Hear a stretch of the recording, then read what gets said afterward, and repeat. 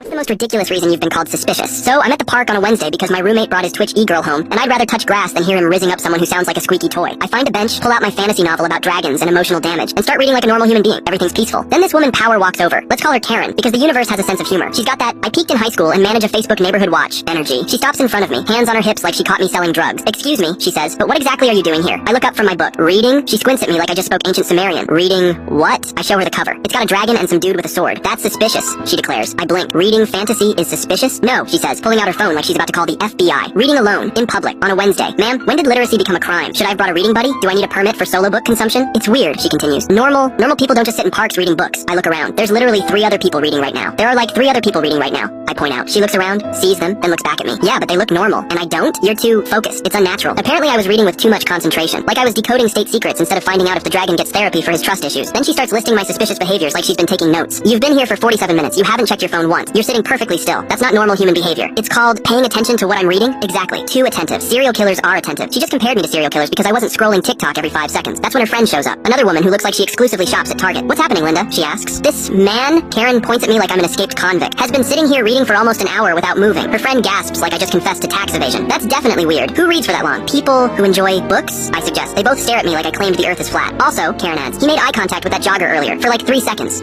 I glanced up when she ran past. That's called being aware of my surroundings. Suspicious eye contact patterns. Her friend nods knowingly. At this point, I'm convinced I'm being pranked by the universe. "Ladies, I'm literally just reading a book about a dragon who needs emotional support. I'm not plotting anything more dangerous than maybe getting a coffee later." That's when Karen pulls out her secret weapon. "If you're really just reading, why did you choose this bench?" I look at the bench. It's a normal park bench. "Because it was empty? This bench," she says dramatically, "has a clear view of the playground." Oh no. Oh no. We've reached that level of suburban paranoia. "Ma'am, I'm facing the opposite direction. I'm looking at trees and that dude walking his overweight corgi." But Karen's already calling someone. "Yes, I'd like to report suspicious activity in Riverside Park." I stand up, close my book, and just stare at her. "You're calling the police because someone read a book near a playground while facing away from it. It's better to be safe," she says. 20 minutes later, 2 cops show up looking like they'd rather be literally anywhere else. One of them walks over to me. "Sir, we got a call about suspicious activity." I hold up my book. "I was reading." He looks at the book, looks at Karen, looks back at me.